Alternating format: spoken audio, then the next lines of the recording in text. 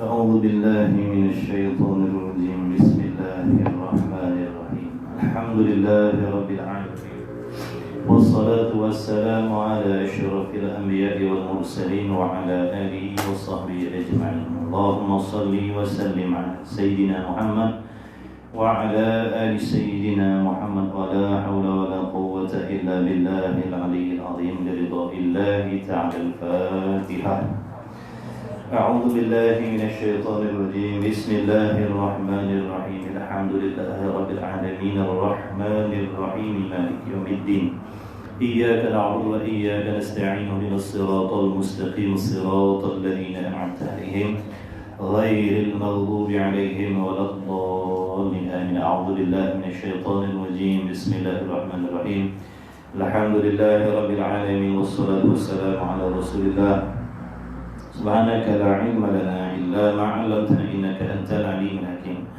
اللهم افتح علينا حكمتك وانشر علينا من خزائن رحمتك يا أرحم الراحمين ربنا زدنا علما وفهما يا كاشف المشكلات اكشف الحجب عن جهد المعاني حتى نطلع على خفيات هذه المسائل واحفظنا من الخطأ والضلال فأنت موفق كل أمر وأنت علام الغيوب برحمتك يا أرحم الراحمين وهب لنا يا وهاب علما وحكمة وللرزق يا رزاق كلنا مسهلا وبالخير يا فتاح فافتح لنا يا الله بالهدى وبالعلم كلنا يا عليم مفضلا اللهم علمنا ما جهلنا وذكرنا ما نسينا اللهم اجعل أعمالنا خالصة لوجهك الكريم وصلى الله على سيدنا محمد وعلى آله وصحبه وبارك وسلم الحمد لله رب العالمين Alhamdulillah amma ba'du. Assalamualaikum warahmatullahi wabarakatuh.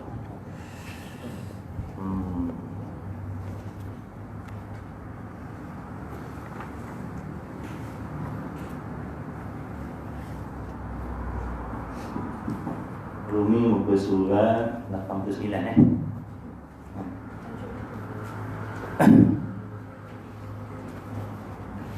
Bismillahirrahmanirrahim. Qala Syekhul Musannif rahimahullahu ta'ala wa nafa'ana bi'ulumi fid dharain amin. Kata musannif al-'aiqu ats-tsalitsu asy-syaitanu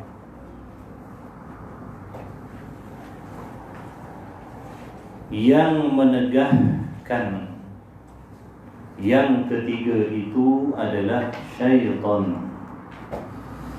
Maksud yang menegah di sini adalah yang menegah kita daripada ibadat.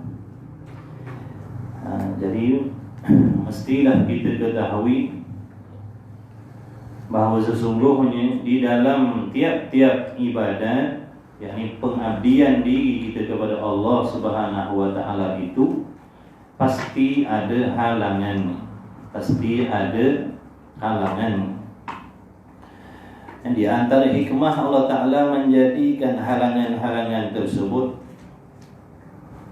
supaya kita berusaha. Di situlah hamba-hamba itu boleh menunjukkan kesungguhan mereka untuk mentaati perintah Allah Subhanahu wa taala. Dengan adanya halangan-halangan itu, hamba-hamba Allah boleh menunjukkan kesungguhannya di dalam nak mentaati perintah Allah Subhanahu wa taala, sama ada nak membuat apa yang disuruh oleh Allah ataupun nak meninggalkan apa yang dilarang oleh Allah, zahir dan batin. Jadi setiap ibadat ada halangan. Jadi dengan adanya halangan itulah hamba akan bermujahadah, hamba akan bersungguh-sungguh, berusaha bersungguh-sungguh untuk melepasi halangan-halangan tersebut, sehingga hasillah bagi diri hamba itu ibadat seperti mana yang disuruh oleh Allah. Daripada kesungguhan itulah, daripada usaha itulah Allah Ta'ala memberikan ganjaran pahala yang banyak. Jadi di antara halangan-halangannya yang ketiga daripada 4 halangan, selain daripada nafsu, selain daripada dunia, selain daripada nafsu dan dunia, di antara halangan yang lain, di semua ada 4 halangan yang mengganggu kita di dalam ibadat ni. Ada 4 perkara: dunia, makhluk, syaitan dan nafsu. Ini kita sampai kepada yang ketiga, yang menegahkan kita. Yang ketiga itu yakni daripada 4 perkara yang mengganggu kita di dalam melakukan ibadah. Dengan asbab 4 perkara inilah kita tidak dapat menghasilkan ibadat yang sempurna. Boleh ibadat tapi tak sempurna. Boleh je kita semayang tapi tak sempurna. Boleh je kita berpuasa tapi tak sempurna. Boleh je kita nak menutup aurat tapi tak sempurna. Sebab apa? Ada perkara yang mengganggu. Kita nak semayang tak boleh jadi awal waktu, nak mengaji tak boleh istiqamah, macam-macam. Itu sebab ada perkara yang mengganggu. Ada 4 perkara. Dulu dunia dah dibahaskan, kemudian nafsu, hari ini yang ketiga syaitan. Baik, syaitan ni apa syaitan ni? Jadi syaitan ni adalah merupakan suatu ataupun satu daripada makhluk yang diciptakan oleh Allah. Syaitan ni makhluk dijadikan oleh Allah, sama macam kita. Kita pun dijadikan oleh Allah, syaitan pun diciptakan oleh Allah. Cuma unsurnya berbeza. Kita asalnya daripada air mani ataupun daripada tanah. Tapi syaitan diciptakan daripada api. Bukan nur, bukan cahaya, daripada api.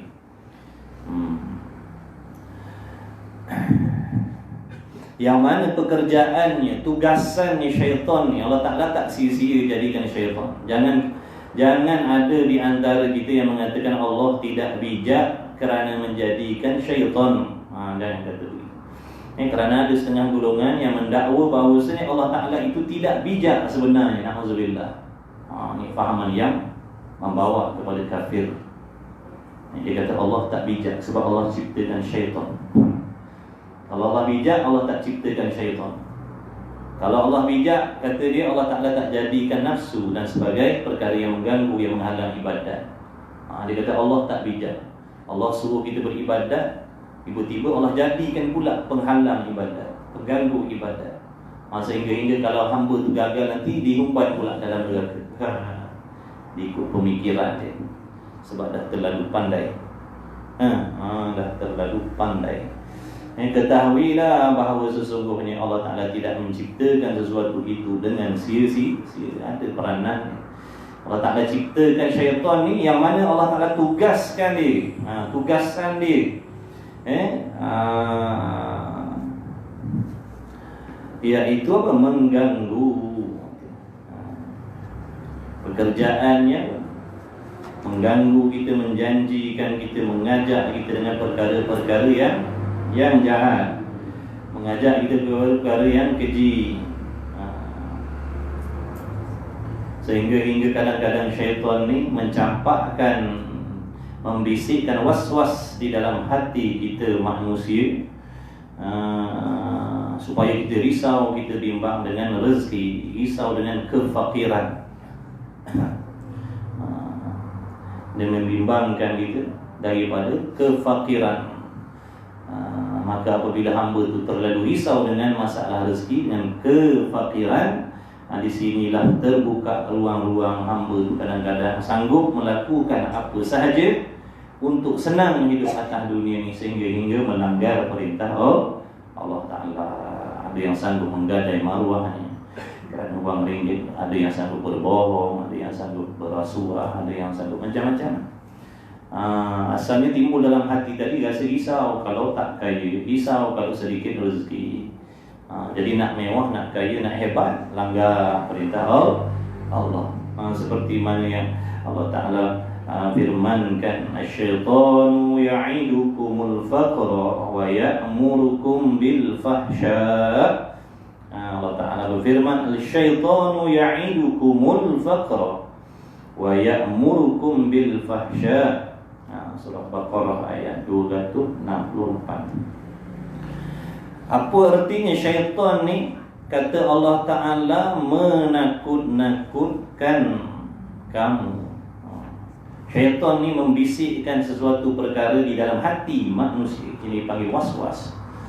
Sehingga membimbangkan, merisaukan, menakutkan hamba-hamba ataupun manusia dengan kefakiran. Takut fakir, takut miskin, takut tak senang. Asyaitanu ya'idukumul faqra. Allah Ta'ala berfirman, syaitan tu menakut-nakutkan, membisikkan di dalam hati, hingga hamba tadi jadi takut, jadi risau dengan kemiskinan. Kemudian wa ya'murukum, kemudian daripada itu dia mengajak kita pula untuk melakukan perkara yang keji. Kalau nak kaya, kalau tak nak miskin, boleh. Jangan ikut sangat perintah Allah. Tu. Kalau tak nak miskin boleh, kalau nak senang boleh. Jangan ikut sangat perintah Allah. Jangan ikut agama, katanya.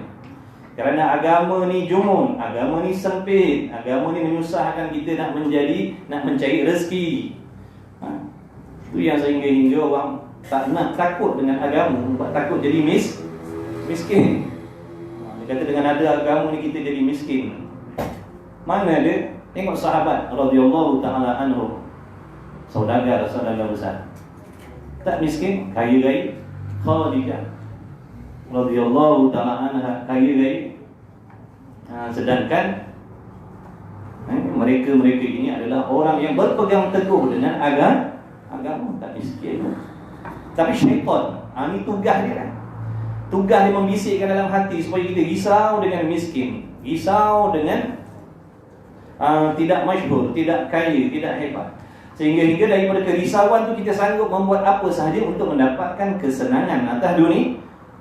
Tak kira yang halal tak tentulah, yang haram pun kita langgar juga. Rasuah pun rasuah lah, riba pun riba lah, gadai maruah gadai lah, asalkan dapat kekayaan, dapat apa yang kita inginkan. Itu tugas di syaitan. Jadi apa yang Allah Ta'ala firmankan itu benar. Apa yang Allah Ta'ala firmankan itu sangatlah benar. Itulah yang berlaku di dalam hati kita manusia ni. Risau, langgar perintah Allah. Na'udzubillah min dzalik. Jadi ketahuilah, kalau kita berusaha mencari rezeki, walaupun pekerjaan itu halal asalnya, tetapi apabila kita libatkan usaha itu dengan perkara-perkara maksiat, maka hasil daripada pendapatan itu tidak 100% bersih. Tak bersih dah. Menjadi syubhat. Kita memancing rezeki yang halal menggunakan umpan yang haram. Kita memancing rezeki yang halal tapi menggunakan umpan yang haram. Kita nak lari perniagaan kita siapkan pelayan-pelayan yang seksi. Penuhlah kedai kita. Pakai ketat-ketat. Ramailah orang datang minum. TO sejawat 7 jam duduk situ tak balik rumah. Perniagaan tu halal, makanan, minuman, tapi cara nak menarik pelanggan tu menggunakan benda yang haram. Strategi perniagaan orang kafir macam tu kan. Nak melariskan perniagaan, kena pakai seksi. Macam tu. Kena manja-manja dengan pelanggan. Na'udzubillah. Kalau pakai betul-betul ikut syariat ni, nanti orang tak beli barang kita. Tak ada siapa nak beli barang kita. Na'udzubillah. Mana pergi akidah kita? Siapa yang memberi rezeki? Allah ke ataupun usaha kita yang memberi rezeki? Kemudian syaitan ni pula kita kena tahu, wa junuduhu 10. Syaitan ni dia ada junun dia. Junudu, yakni tentera. Syaitan ada tentera. Sebab apa diperlukan tentera? Kerana nak berperang dengan manusia, nak berperang dengan akal manusia, nak berperang dengan dia. Dia ada tentera dia. Kalau dia satu je dia tak rock. Dia ada pembantu-pembantu dia. Ada siapa? Ada 10. Yang pertamanya az-zulmu, kezaliman. Jadi kezaliman yang mana kita meletakkan sesuatu tidak kena pada tempatnya. Mudahnya dalam erti kata lain, tidak mengikut tidak mengikut syariat. Zalim. Maka kezaliman itu adalah salah satu daripada tentera syaitan. Yang keduanya wal khiyanah. Khianat maknanya lawan bagi amanah. Makna tidak amanah dengan apa yang dipertanggungjawabkan. Tidak amanah dengan apa yang dah diamanahkan. Jadi khianat ni umum dah. Sama ada daripada amanah yang diletakkan oleh manusia sendiri, ataupun khianat daripada amanah yang dah diberi oleh Allah. Mana amanah yang dah diberi oleh Allah? Nikmat akal, nikmat mata, nikmat telinga, nikmat sehat, nikmat tangan, nikmat kaki, nikmat perut, nikmat farad, nikmat gerak, nikmat diam. Ini semuanya amanah daripada Allah. Tiba-tiba kita menyalahgunakan.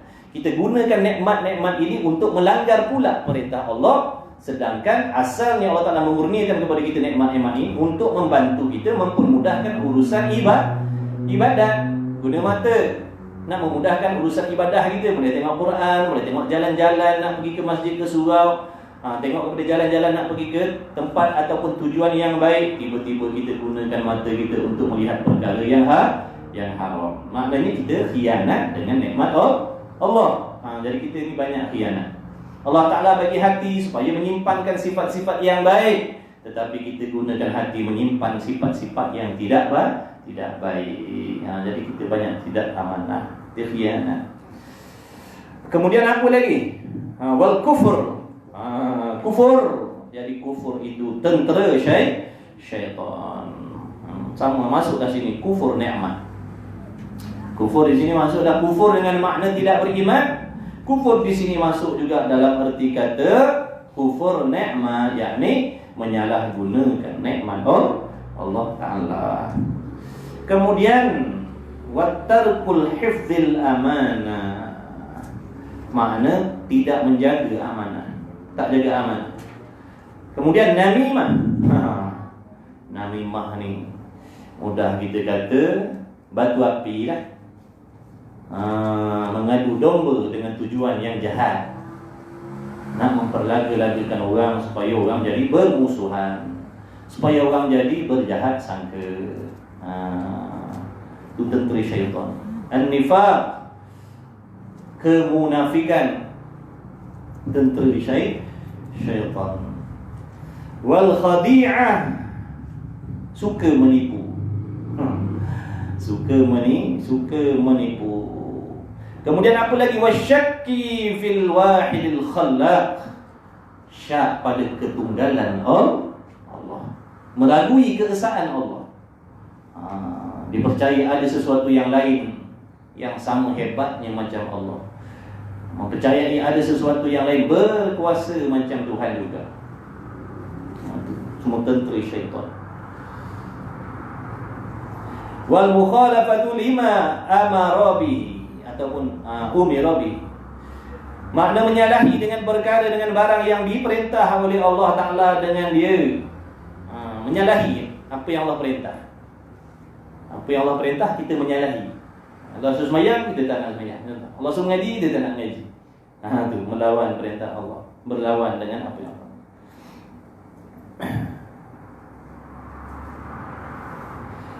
Kemudian waktu ghafil an sunnati Nabi sallallahu alaihi wasallam, melupakan kita daripada sunnah Rasulullah sallallahu alaihi wasallam.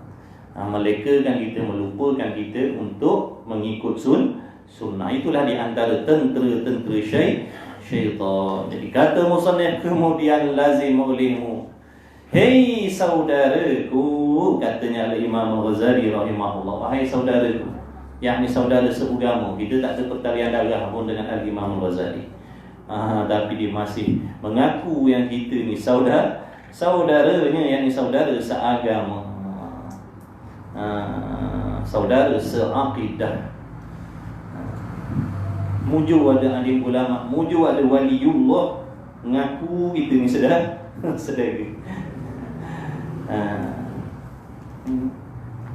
Alhamdulillah. Sebab itulah untungnya bila kita hadir dalam majlis ilmu, hadir makna mengaji kitab-kitab, kita ni masuk dalam doa-doa yang baik-baik daripada orang-orang soleh.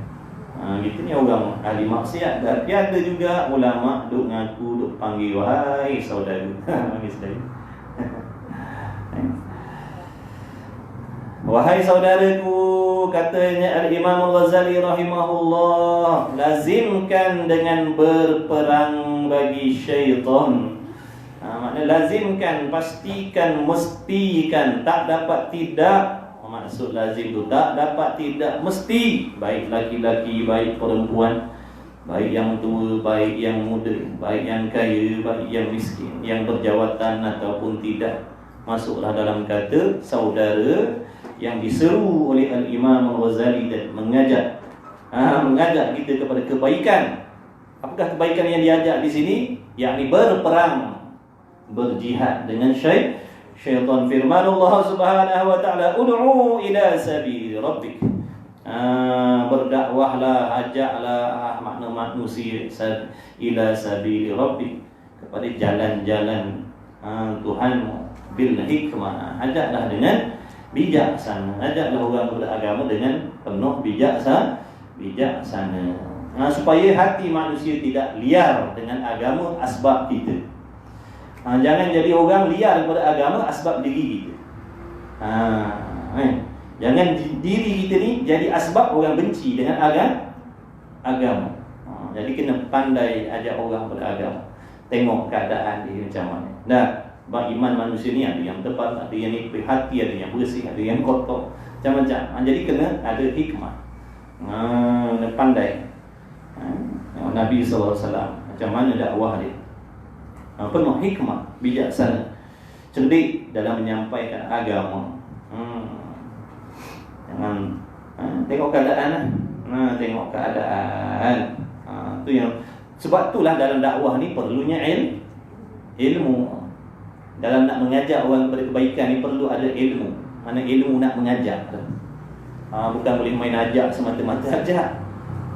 Nak berdakwah tu sendiri mesti ada ilmu pengetahuan. Kalau tidak, nanti yang kita risau, kita bimbang, diri kita ni jadi asbab orang benci dengan agama. Orang tengok kita, orang lari dah. Orang tengok kita, orang tak suka dah. Sebab itulah sahabat radhiyallahu ta'ala anhum yang diutuskan oleh Nabi SAW ke serata dunia tu, menyampaikan agama tu, semuanya dada mereka telah dipenuhi dengan ilmu. Bukan dia pergi dengan jahil-jahil dah. Belajar dulu, ngambil ilmu dulu daripada Rasulullah SAW, barulah mereka pergi menyampaikan, mengajak orang pada agama. Sebab nanti takut apa yang kita sampaikan tu adalah perkara yang menyalahi dengan agama.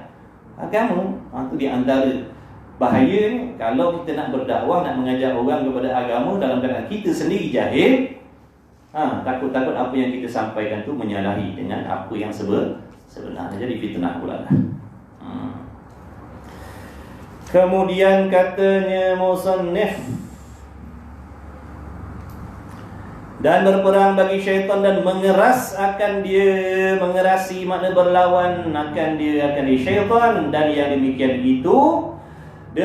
itu kerana dua perkara. Kenapa katanya Al-Imam Al-Ghazali mengajak kita berperang dengan syaitan? Kenapa dia mengajak kita berperang dengan syaitan, mengerasi dengan syaitan? Kenapa? Ada dua perkara, ada dua sebab. Apa sebab kena berperang dengan syaitan ni? Pertamanya, bahawasanya ia syaitan seteru, yakni musuh. Bukan sahaja musuh, bahkan dia menyesatkan. Dia bukan semata-mata berlawan dengan kita, bahkan dia nak menyesatkan kita. Sebab tu Imam Ghazali lazimkan oleh akan berperang dengan syaitan. Nak perang dengan syaitan, macam mana cara? Nak kena bawa parang ke? Guna bazooka ke? Guna M16 ke? Macam mana nak perang dengan syaitan ni? Lagi akan datang dinyatakan insyaAllah. Jadi kena ada ilmu nak berperang dengan syaitan. Dan tiada tamak padanya bagi maslahah. Sebab apa kena berperang dengan syaitan ni? Kena jadikan syaitan ni musuh. Yang pertama kerana syaitan ni musuh. Mana kita tahu syaitan ni musuh? Allah Ta'ala bagi tahu. Allah Ta'ala yang berfirman, Allah Ta'ala yang bagi tahu pada kita bahawa syaitan ni musuh yang nyata bagi kita orang mukmin. Yang keduanya, tiada tamak padanya syaitan tadi bagi maslahah, yakni berdamainya. Makna tidak diharapkan, jangan diharapkan yang nama syaitan ni nak berdamai dengan kita. Yang pertama dia musuh, lagi pula menyesatkan. Yang kedua, jangan harap. Makna tak ada harapan lah, mudah cakap kita. Tak ada harapan yang nama syaitan ni nak berdamai dengan kita, nak mengangkat senjata ni, nak mengundurkan musuh-musuh dia daripada nak berperang dengan kita. Jangan harap. Jangan harap. Mustahil. Sebab memang dah tugas dia menyesatkan. Memang tugas dia menyesatkan dah.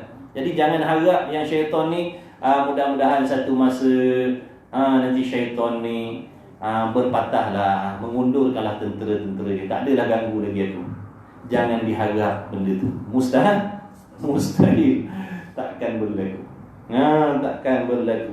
Itu yang dimaksudkan jangan harap berdamai, yakni dan tinggalkan atasnya, tetapi tiada memadai akan dia, melainkan dibinasa akan kamu sekali-kali. Jadi jangan harap syaitan ni nak meninggalkan kita. Jangan harap syaitan ni nak berdamai dengan kita. Tak nak tipu kita dah, tak nak hasut kita dah. Jangan harap. Bahkan dia akan bina. Tu dia punya target dia. Tu dia punya target dia. Tu dia punya wawasan dia. Nak membinasakan kita dunia dan akhirat. Lebih-lebih lagi kebinasaan di hari kiamat yang kekal abadi. Tu target dia. Dia ajak kita buat dosa kecil. Dia ajak kita buat benda makruh. Kemudian dia ajak kita buat benda dosa kecil. Lama kelamaan ajak buat benda buat dosa-dosa besar.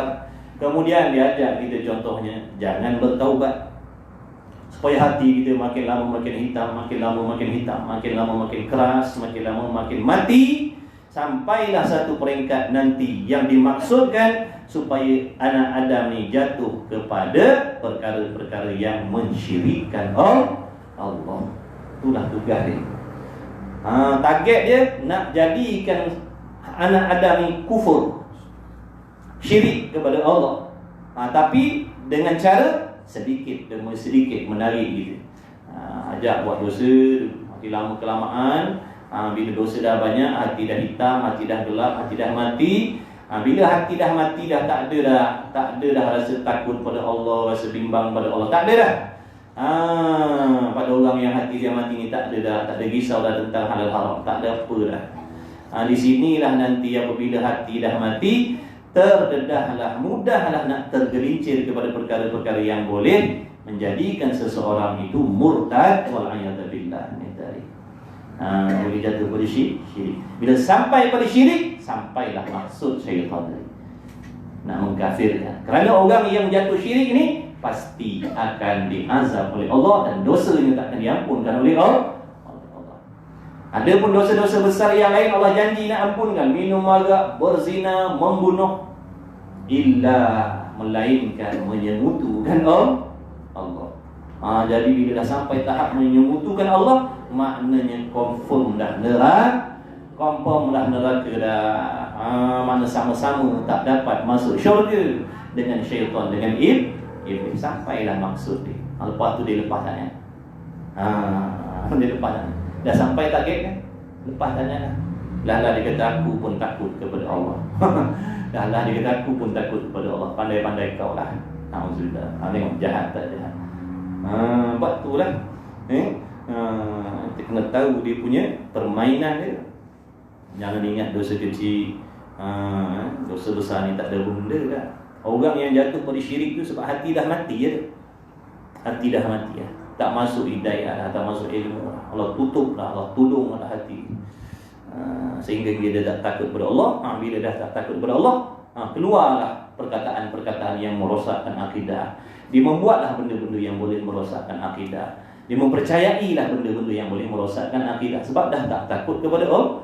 Dah tak takut kepada Allah. Dia kata jangan cabar aku. Nabi Muhammad tu pun aku boleh maki kalau aku nak. Na'udzubillah. Tengok orang zaman sekarang punya berani kan. Dia kata Nabi Muhammad tu aku boleh maki bila-bila masa dia. Kafir dah tu cakap. Walau belum maki lagi pun.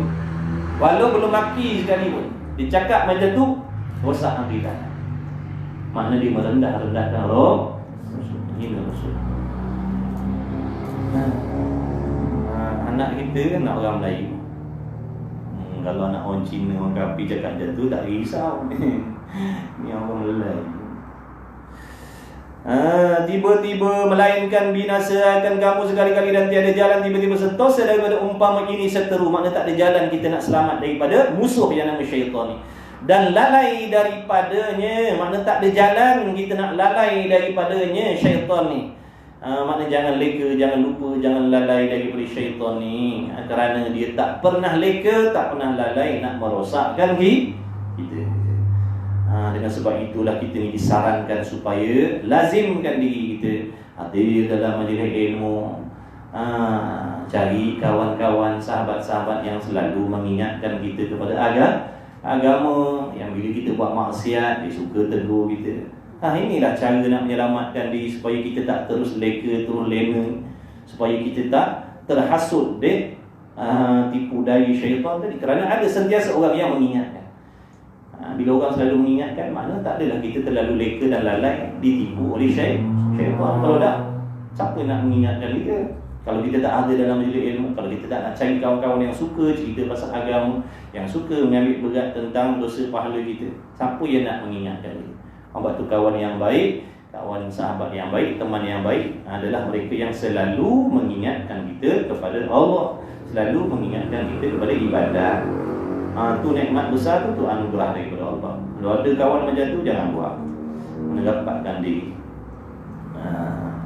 Sebab dia jadi asbab kita senantiasa ingat kepada Allah. Dan kamu tilik, maknanya kamu fikir, kamu renung-renung di dalam dua ayat daripada kitab Allah Ta'ala. Pertama, firman Allah Subhanahu Wa Ta'ala, Alam a'had ilaikum ya bani Adam alla ta'budu syaitan innahu lakum aduwwum mubin. Kata Allah Ta'ala, firman Allah Subhanahu Wa Ta'ala, tiadakah aku janjikan, Allah Ta'ala berfirman, tidakkah aku janjikan, tidakkah aku berwasiat, tidakkah aku pernah pesan kepadamu wahai anak Adam. Apa pesanan Allah? Apa wasiat Allah? Jangan kamu sembah akan syaitan. Apa maksud sembah syaitan ni? Yakni jangan kamu ikut akan dia. Jangan ikut bisikan dia tu. Jadi bila hamba mengikut bisikan, apa yang diarah oleh syaitan, kita patuh, kita ikut, kita taat, kita buat, maknanya kita sembah syaitan. Menyembah syaitan di sini makna mengikut perintah dia, mengikut bisikan dia. Apa yang dibisik-bisikkan dalam hati kita benda jahat, kita buat. Itu yang dimaksudkan dengan menyembah syaitan. Yang jangan kamu ikut akan dia. Allah Ta'ala pesan jangan ikut syaitan tu. Bahawasanya, sebab apa? Kerana bahawasanya ia syaitan. Kenapa Allah Ta'ala larang daripada sembah syaitan, patuhi ikut syaitan tadi tu? Kerana bahawasanya ia syaitan, kata Allah, bagi kamu seteru, yakni musuh yang amat nyata. Nyatalah. Apa tak nyata ni? Apa benda yang sebab perkara yang dibisikkan, yang diajarkan tu menyalahi apa yang disuruh oleh Allah. Bagi kita, bagi orang yang ada ilmu, nyata tak benda tu. Bagi orang yang jahil, tak nyata. Bila kita jahil, kita tak tahu apa yang disuruh oleh Allah, apa yang ditegah oleh Allah. Sebab Sebab tu kena dulukan ilmu. Sebab tu menuntut ilmu ni wajib. Kerana dengan adanya ilmu itulah nyata perkara yang betul, nyata perkara yang salah. Dengan tak ada ilmu, mustahil nak nyata. Bahkan jadi terbalik pula. Yang baik nampak jahat, yang jahat jadi nampak baik lah. Tak nyata lah. Tapi bila ada ilmu, insya-Allah dengan suluhan ilmu tadi, kita akan dapat membezakan, oh ini betul, ini salah. Bila dah nampak ni betul, ni salah, kembalilah kepada diri kita nak membuat ataupun nak meninggalkan. Maknanya tahu dah tahu, faham dah faham, nak buat dengan tidak. Sebab tu nanti kita didakwa oleh Allah nanti di hari kiamat. Bila kita dah tahu tapi kita tak beramal. Maknanya ilmu-ilmu yang kita dapat, yang dah dapat tu akan jadi hujah atas diri kita, jadi asbab kita nanti akan diazab oleh Allah. Dah kalau tak nak belajar tak boleh. Tak nak belajar lah. Sebab nanti kalau belajar tahu macam-macam. Bila tahu macam-macam kena ikut pula. Kalau tak ikut berdosa. Ada yang kata macam tu. Kata aku bukan tak nak belajar agama. Kalau belajar agama nanti tahu macam-macam. Bila dah tahu macam-macam kena buat, kena ikut. Kalau tak ikut tak buat nanti berdosa. Baik tak payah belajar. Bila tak payah belajar kita tak tahu. Bila tak tahu nanti Tuhan tak bersalahnya. Banyak kita punya cekadak itu. Lagi besarlah azabnya. Besok Allah Ta'ala tanya kenapa tak nak ambil tahu. Bukankah Allah Ta'ala suruh ambil tahu? Benda lain kau ambil tahu, ilmu lain kau belajar. Ilmu nak kaya kau belajar. Sampai sanggup bayar belah-belah ribu, puluh-puluh ribu belajar ilmu yang fardu kifayah. Kenapa ilmu agama yang kadang-kadang percuma ni tak nak pergi belajar? Nak kata bodoh. Nak kata akal sengit. Nu belajar sekolah boleh pandai, boleh berjaya. Kalau bodoh-bodoh takkannya dapat keputusan yang baik kat sekolah. Itu menunjukkan akalnya cerdik. Jadi tak ada alasan, ya Allah aku tak nak belajar agama ni sebab aku ni otak aku tak berapa nak bijak. Aku tak faham, tak pandai. Dah ada buktinya kau belajar ilmu lain kau boleh pandai, kau boleh berjaya. Oh tak boleh nak lagi. Soal siasat daripada Allah. Mana nak lagi? Dia tahu segala-gala helah tipu daya kita. Baik belajar. Baik belajar. Kemudian berusaha beramal, minta tolong dengan Allah. Sebab itulah Allah Ta'ala halang kita, Allah Ta'ala tegah kita daripada mematuhi ataupun menyembah syaitan tadi. Yang ni jangan ikut, sebab dia musuh kita. Yang keduanya firman Allah Subhanahu wa Ta'ala, inna syaitana lakum aduwwum fattakhidhuhu aduwwa. Fattakhidhuhu aduwwa, bahawasanya syaitan itu kata Allah Ta'ala bagi kamu seteru. Pencipta kita, pencipta manusia. Allah lah pencipta kita manusia. Allah Ta'ala lah pencipta syaitan. Allah Ta'ala tahu kejahatan syaitan tu bagaimana. Allah Ta'ala sahaja yang maha mengetahui betapa hebatnya syaitan, iblis, nafsu dalam menipu dan daya. Sebab tu Allah pesan sangat-sangat. Allah pesan sangat-sangat sebab dia pencipta dia tahu. Dia sahaja yang maha mengetahui jahatnya, liciknya syaitan dalam menipu ni. Sebab tu Allah pesan jangan buat kawan, buat dia musuh, jadikan dia musuh dengan musuh yang sebenar-benar. Sebab Allah tahulah kemudaratan yang akan dibawa oleh syaitan kalau kita patuh kepada dia. Sebab tu Allah pesan sangat-sangat. Kita jangan kata tak apa, jangan kata tak apa. Jangan kata tak apa pula. Tuhan kata jangan, pencipta kata jangan, bahaya. Kita pula kata tak apa. Lawan tokeh tu. Bila lawan tokeh, dapatlah mudarat. Dapatlah mudarat yang Allah janji nanti. Bahawasanya syaitan itu bagi kamu seteru musuh, maka ambil kamu akan dia seteru. Maksudnya jadikan dia musuh yang sebenar-benar. Ni dah yang kita jadikan musuh saudara kita. Kita jadikan musuh saudara kita, adik-beradik kita, ipar luar kita. Itulah yang kita jadikan musuh. Padahal musuh kita Allah Ta'ala tak kata Ta'ala tak kata kita ni sesama manusia ni musuh. Jiran tetangga musuh, adik-beradik musuh, ipar dua musuh, cucu-cucu musuh. Allah Ta'ala tak kata orang kaya musuh dengan orang miskin musuh dengan orang kaya. Orang sempurna musuh dengan orang tak sempurna. Allah Ta'ala tak kata lagu tu. Orang yang berpangkat musuh dengan orang yang tak ada pangkat. Raja musuh dengan rakyat musuh dengan raja. Rakyat musuh dengan pemerintah musuh. Tak ada, Allah Ta'ala tak kata itu. Allah Ta'ala kata syaitan tu musuh, setan tu musuh. Tapi kita ni silap. Yang setan kita buat kawan, yang Allah Ta'ala suruh jalinkan ukhuwah, kita jadikan musuh lah. Inilah salah kita. Syaitan kita jadikan kawan, sedangkan mara kita jadikan musuh lah dah. Tepuk tangan lah syaitan. Dan ini sehingga mana ayat ini sehingga menakut dan sehabis-habisnya. Ayat ini sangat-sangat menakutkan, sangat-sangat mengingatkan, dengan sehabis-habis menakutkan bagi orang-orang yang hatinya bersih. Oh, dia dengar ayat ni kejut hatinya. Kita dengar ni biasa je, tak ada apa rasa pun, tak ada rasa risau pun kita, sebab kita ada masalah hati. Khususnya tukang baca ni ada masalah hati, baca boleh. Tak ada rasa risau pun, tak ada rasa takut pun. Walau tak ada ingatkan musuh tu, Allah Ta'ala kata tak ada apa-apa. Biasa je, tak ada rasa kecut ke, risau ke, bimbang ke.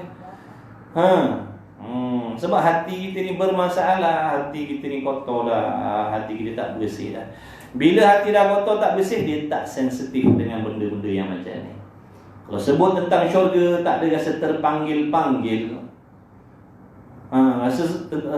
Sebut tentang syurga, tak ada rasa terpanggil-panggil pun. Nak sangat-sangat, tak ada. Bila sebut pasal neraka, tak ada rasa risau, bimbang, takut pun. Rasa biasa-biasa saja. Itu masalah, itu tanda-tanda hati yang bermasalah. Hati kita banyak dosa sebab kita tak bertaubat, ataupun bertaubat tapi tak sempurna. Bila taubat tak sempurna, hati tak bersih. Bila hati tak bersih, tak dapatlah rasa benda-benda tadi. Ni Imam Ghazali kata sehabis-habis menakut ayat ni. Orang yang betul-betul hati takut dengan ayat, risau dengan tipu daya syaitan tadi. Walau dia ulama sekali, walau dia banyak ilmu sekali, walaupun dia orang kuat, risau dengan, sebab ini ancaman daripada Allah. Allah Ta'ala tak menipu.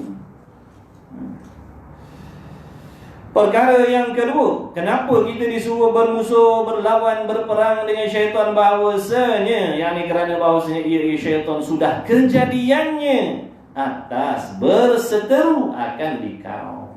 Dah memang kejadian syaitan, tugasan dia menipu, menghasut, mengajak kita kepada kejahatan. Memang dah kejadian dia musuh dah. Dan mendirikan selama-lamanya bagi berperang bagimu. Jadi Allah Ta'ala ciptakan syaitan ni, memang tugas dia berperang dengan kita, bukan berkawan. Maka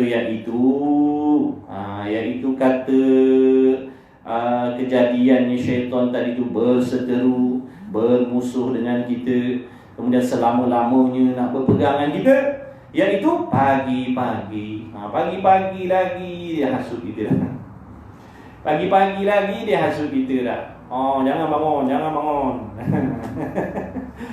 bangun. Awal lagi. Subuh awal. Relax dulu. Pagi-pagi dia pegang dah dengan kita. Kita tak perasan. Dan petang-petang. Maksudnya sentiasa dah tu, pagi-pagi, petang-petang tu maksud sentiasa. Bukan pagi petang tengah hari, tengah malam, tengah mana, ikutlah. Sentiasa berperang, sentiasa menghasut, sentiasa mengajak, sentiasa membisikkan kejahatan dalam hati. Melontar akan dikau, makna melontar, membisikkan dalam hati kita dengan panahnya, dengan senjatanya. Panah tu maksud bisikan. Dia panah itu pagi, petang, siang, malam. Dan kamu pula, kita pula lalai daripadanya. Kita pula tak perasan. Dah benda tak nampak. Kalau setan ni nampak, lain ni tak nampak. Tak sedar yang kita ni sentiasa dipanah oleh syaitan tadi dengan bisikan-bisikan yang menghasut kita kepada kejahatan. Maka betapa ada kelakuan itu. Kemudian adalah pada kamu satu faedah yang lain, dan iaitu faedah yang bawanya engkau di dalam ibadat bagi Allah Ta'ala. Caranya di antaranya kau kena sentiasa duduk di dalam ibadat. Lazimkan diri beribadat. Itu cara nak berperang dengan syaitan. Lazimkan, paksa diri duduk dalam ibadat. Makna duduk dalam ketaatan mudah. Pastikan diri kita senantiasa duduk di dalam ketaatan. Sama ada duduk di khalayak ramai ataupun duduk seorang diri, tak kira pagi, petang, siang, malam. Duduk dalam ketaatan. Makna buat yang disuruh oleh Allah, tinggal yang dilarang oleh Allah pada zahir dan pada batin. Kemudian, dan menyeru makna mengajak bagi makhluk. Ajak orang, ajak makhluk kepada pintu Allah Ta'ala, yang diajak manusia kepada perkara kebaikan. Macam mana kita nak ajak orang buat baik, kita pun ahli maksiat. Ahli maksiat, maksiat kita tu dosa kita dengan Allah. Mengajak orang kepada kebaikan, itu kebajikan kita, kebaikan kita dengan manusia. Bahkan kebaikan tu kita di sisi Allah. Kerana itulah amar ma'ruf nahi mungkar, mengajak perkara baik, menghalang orang lain daripada perkara maksiat. Itu adalah perkara yang menjadi fardu ain. Tanggungjawab tu ajak orang lain buat baik, larang orang buat maksiat tu fardu ain. Tak kira walaupun kita ahli maksiat, walaupun kita bukan orang soleh, walaupun kita orang yang tak menutup aurat, walaupun kita orang yang tak mengaji. Makna mesti kena ajak orang lain buat baik, larang orang lain buat maksiat. Ada hikmahnya tu.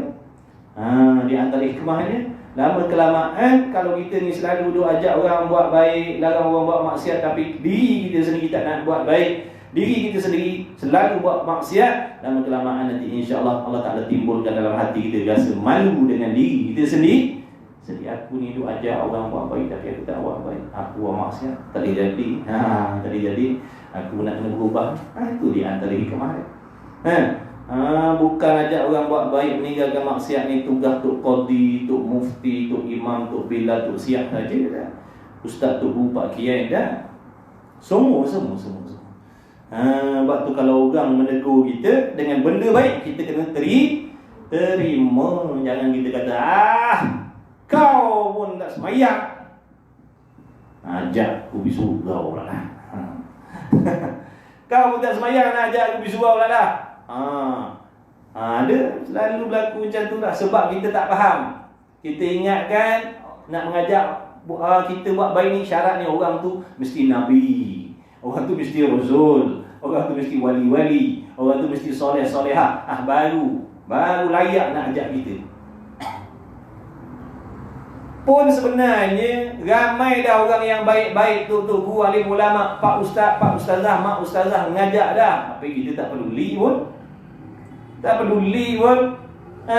Ada je orang baik-baik, orang soleh-soleh duk ajak kita buat benda baik, tinggal benda maksiat, tapi 2 kali 5 kita tak layan pun. Bila datang orang yang macam tu, kita pelekeh. Kau pun tak baik nak ajak aku buat benda baik.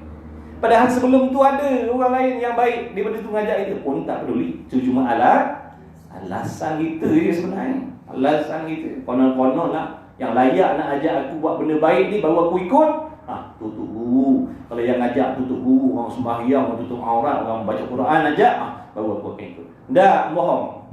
2 kali 5. 2 kali 5 masuk ke kuah kanan. Bila dia ajak benda baik, dia cakap benda betul, kita kena iya kan, betul. Jangan kata kau pun tak baik nak ajak aku konon. Kita yang tak betul sebenarnya kalau macam tu.